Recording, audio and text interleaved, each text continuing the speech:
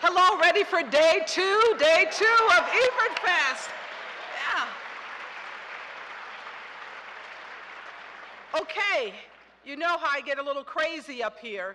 I don't know what happens to me when I get up to this podium, but I have all of these really serious intellectual things to tell you, and then I get on the stage, I look out at you, and I start acting like I'm Oprah or somebody. Come on down, you win a car! I'm taking you all to Australia!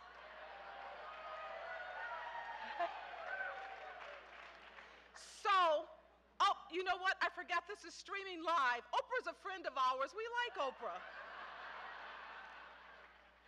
That was just a little imitation. You know, she's great. I don't know how many of you know this, but Roger and Oprah actually dated. Yep, it's true. Seriously, that's serious. Yeah.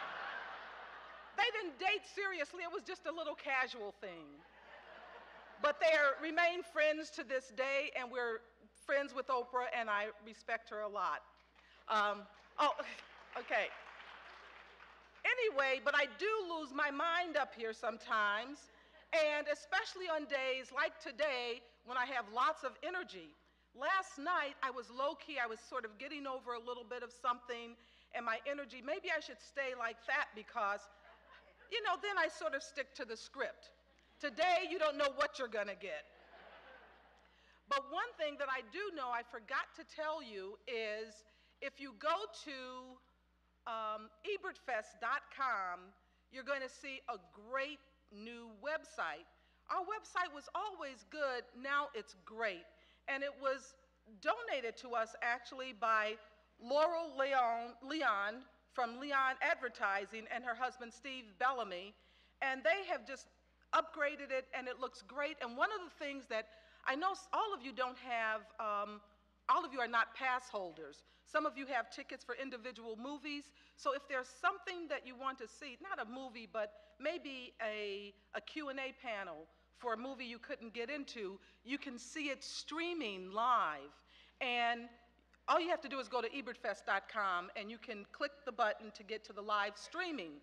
And just to show you how effective live streaming is, this morning, I noticed I couldn't make it over to the Far-Flung Correspondence panel, so I watched it streaming. And I saw that Wael Karai from Egypt, who was here last year, he was part of the revolution in Egypt, and he couldn't make it here this year, but he was watching the panel streaming. I saw his name. And also Sunyang Cho from South Korea couldn't make it this year. He was watching the Far-Flung Correspondent streaming today. But there was another person watching from Istanbul, Ali Arakan's mother, and she told him to sit up straight. So streaming works, and people from all over the world are watching us. Hello. I don't know which way I'm supposed to wave, but this way, hello. Oh, one other thing about these cameras. I noticed last year, I'm going to walk away for a second.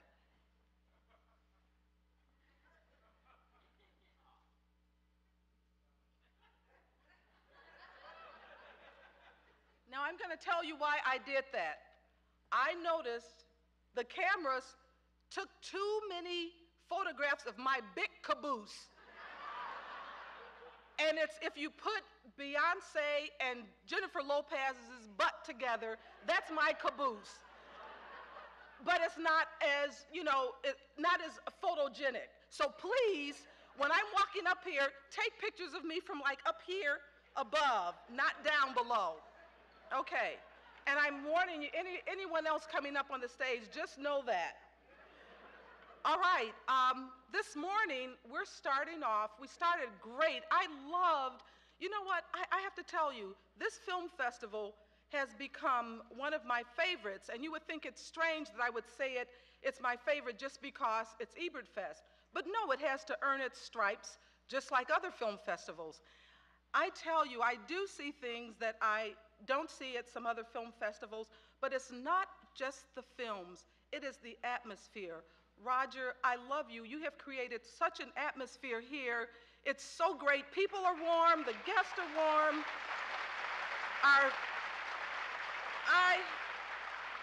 You know, I thank you and I salute you. And it may seem a strange thing to say as a wife, but, you know, like I say, because I've been around the film industry for a long time, I notice certain things. I can be objective about it and subjective about it.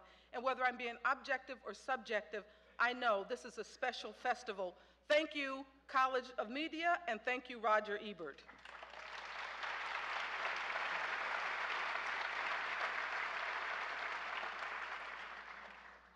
But the other thing about this festival, really the only thing, is Roger likes me to say it really is all about the films. And the film that we're introducing now is Umberto D by Victoria De Sica. And we're going to have,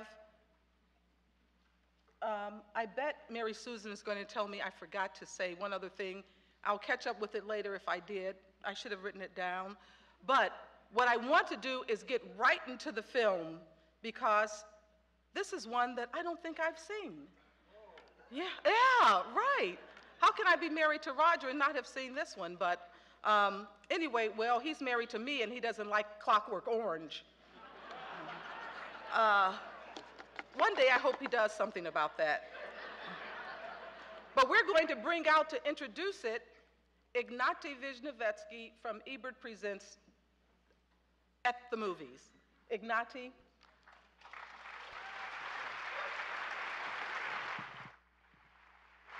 I'm sorry, I have to sort of tilt this mic because in real life I'm really tall, and it's much more difficult than on television where you're always sitting down.